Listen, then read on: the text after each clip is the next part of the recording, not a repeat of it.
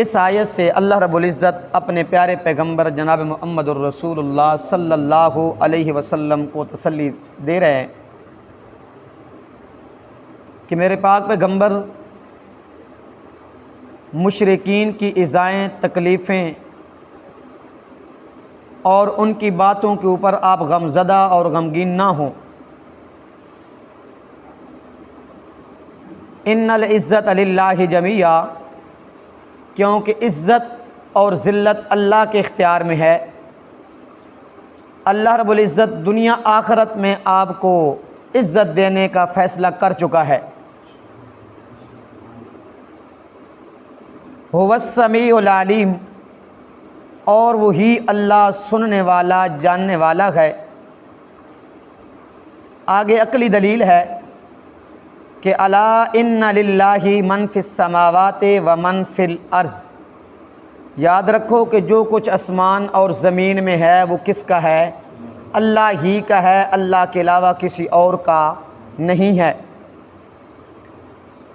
اللہ رب العزت نے اپنی دو صفتیں پہلے بیان فرما دی، هو السمیع العلیم، اللہ ہی سننے والا، جاننے والا ہے۔ ان کا عقیدہ اور نظریہ تھا، پیچھے رب تعالیٰ فرماتے ہیں کہ الا ان للہ من فی السماوات والارض، یعنی زمین و آسمان کا مالک اللہ ہی ہے، اللہ کے علاوہ اور کوئی نہیں۔ زمین و آسمان کو پیدا کرنے والی ذات اللہ کی ہے، اللہ کے علاوہ اور کوئی زمین و آسمان کو پیدا نہیں کر سکتا۔ جس وقت اللہ کے علاوہ زمین و آسمان کا مالک کوئی نہیں، اللہ کے علاوہ زمین و آسمان کا خالق کوئی نہیں، جو پیچھے آیت پڑھی ہے تو رب تعالیٰ فرماتے ہیں اپنی طرف سے تحریم و تحلیل نہ کرو، اپنی طرف سے تحریم و تحلیل نہ کرو۔ جو چیزیں رب نے حلال کی ہیں ان کو حلال سمجھو، جو چیزیں رب نے حرام کی ہے ان کو حرام سمجھو، ان کو استعمال نہ کرو۔ تو یہاں پہ رب تعالیٰ فرماتے ہیں کہ الا ان للہ من فی السماوات و من فی الارض، جس وقت سننے والی ذات اللہ ہی کی ہے، جاننے والی ذات اللہ ہی کی ہے، اور اللہ ہی زمین و آسمان کا مالک ہے، متصرف ہے، سارے کے سارے اختیارات اللہ ہی کے قبضے میں ہیں۔ تو جس وقت اللہ کے علاوہ سننے جاننے والا کوئی نہیں تو ان کے نام کی نظر اور نیاز بھی نہ دو، ان کے نام کی نظر اور نیاز بھی نہ دو۔ وما یتبع الذین یدعون من دون اللہ شرکاء، رب تعالیٰ فرماتے ہیں میرے علاوہ جن کو وہ شریک بنا رہے ہیں، میرے علاوہ جن کو وہ شریک بنا رہے ہیں حاجات کے اندر، مشکلات کے اندر، ان کو اپنا حاجت روا اور مشکل کشا سمجھ کے پکار رہے ہیں، تو وہ ان کا اللہ کی ربوبیت میں وہ ذرا برابر اصل شریک نہیں ہے۔ در حقیقت اصل میں وہ اپنی خواہشات کی پیروی کر رہے ہیں، اپنی ظن اور تخمینی کی کیا کر رہے ہیں؟ پیروی کر رہے ہیں۔ جس وقت وہ ہر جگہ سے سن نہیں سکتے، جس وقت وہ ہر جگہ سے دیکھ نہیں سکتے، تو وہ الہ اور معبود ہونے کی بھی لائق نہیں ہیں۔ ان یتبعون الا الظن، نہیں پیروی کرتے وہ مگر صرف گمان کی، وہ صرف گمان کی، خواہشات کی پیروی کرتے ہیں۔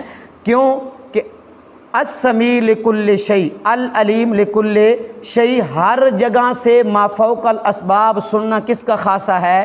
اللہ کا خاصہ ہے۔ ہر جگہ سے ما فوق الاسباب جاننا دیکھنا کس کا خاصہ ہے؟ اللہ کا خاصہ ہے۔ حضرت ابراہیم علیہ السلام بھی جس وقت بیت اللہ کی بنیادیں اٹھائیں نا، حضرت اسماعیل اور حضرت ابراہیم علیہ السلام نے، انہوں نے کیا فرمایا تھا؟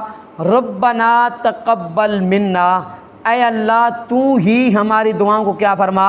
قبول فرما۔ انکا انت السمیع العلیم، تو ہی ہماری دعاؤں کو سننے والا اور تو ہی ہمارے حالاتوں کو جاننے والا ہے۔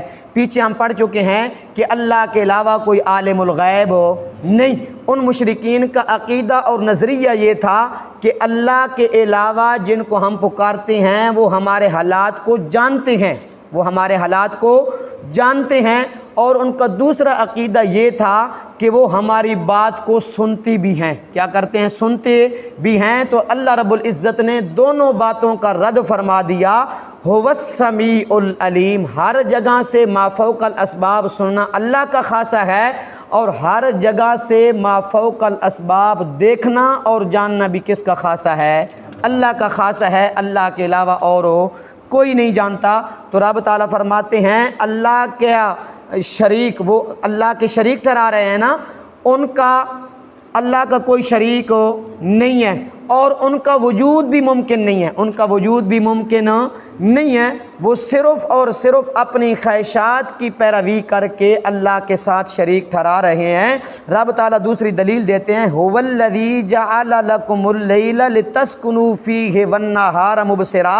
رب تعالیٰ فرماتے ہیں میری ذات تو وہ ہے جس نے تمہارے لیے رات کو بنایا، لتسکنو کس کے لیے؟ سکون حاصل کرنے کے لیے، راحت حاصل کرنے کے لیے، اطمینان حاصل کرنے کے لیے، والنہار مبصرا، اور دن کو کیا بنایا؟ دیکھنے والا بنایا، دن کو روشن بنایا تاکہ تم دیکھ سکو اور تاکہ تم اس کے اندر معاش کا انتظام کر سکو۔ تو رب تعالیٰ فرماتے ہیں دن کو، رات کو تاریک بنایا میں نے تمہارے لیے، رات کو میں نے تمہارے لیے تاریک بنایا اور دن کو روشن کیا۔ تو اگر اللہ کے علاوہ، میرے علاوہ یہ کوئی اور کام کر سکتا ہے تو پھر اس کو کہو کہ یہ کام کر سکے، یہ کام کر سکے۔ جس وقت اللہ کے علاوہ زمین و آسمان کا مالک، متصرف، مختار کوئی نہیں، اللہ کے علاوہ دن رات کا نظام چلانے والا کوئی نہیں، دن کو روشن بنایا اور رات کو تاریک بنایا، تو عبادت کے لائق بھی کلّا کون ہے؟ اللہ ہی ہے۔ اور نظر نیاز، منت منوتی چڑھاوے کے لائق بھی کلّا کون ہے؟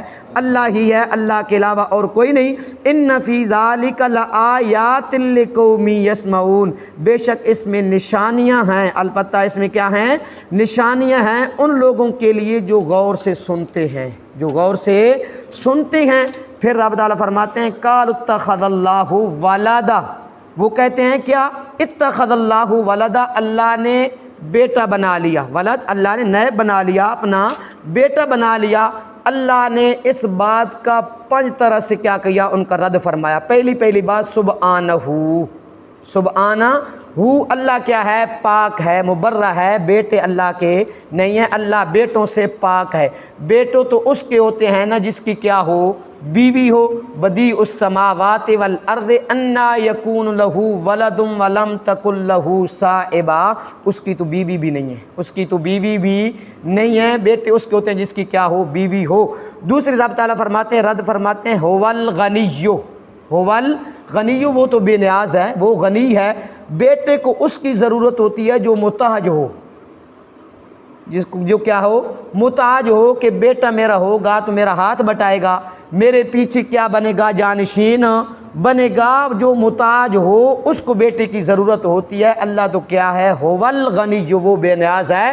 یا ایک جگہ پہ رب تعالیٰ فرماتے ہیں یا ایھا الناس انتم الفقراء الی اللہ، اے لوگو تم سارے کے سارے فقیر ہو، محتاج ہو۔ هو الغنی، میں کیا ہوں؟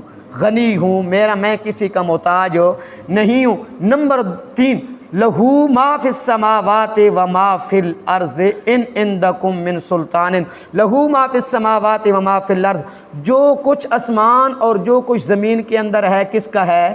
اللہ کا ہے۔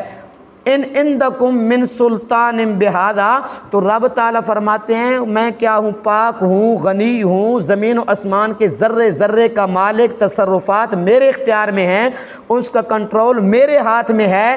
ان عندکم من سلطان بہذا، جن کو تم نے الہ اور معبود اور مشکل کشا سمجھا ہے، تمہارے پاس کوئی دلیل نہیں ہے، تمہارے پاس کوئی دلیل نہیں ہے، صرف اٹکل ہے، صرف خواہشات ہیں، صرف کیا ہے؟ گمان ہی گمان ہے۔ اتقولون علی اللہ ما لا تعملون، تم اللہ کو، اللہ کے بارے میں وہ بات کہتے ہو جو تم جانتے نہیں ہو، تم علم رکھتے نہیں ہو۔ تو جو کل میرے پاک پیغمبر کہہ دیجئے ان الذین یفترون علی اللہ الکذب، جو اللہ کا بیٹا تسلیم کرے، اللہ کا نائب تسلیم کرے، اللہ کے ساتھ کسی کو شریک ٹھہرائے، تو رب تعالیٰ فرماتے ہیں یہ میرے اوپر جھوٹ ہے، جو میرے اوپر جھوٹ باندھے لا یفلحون، میں اس کو فلاح نہیں دیتا، میں اس کو کامیاب ہو نہیں کرتا۔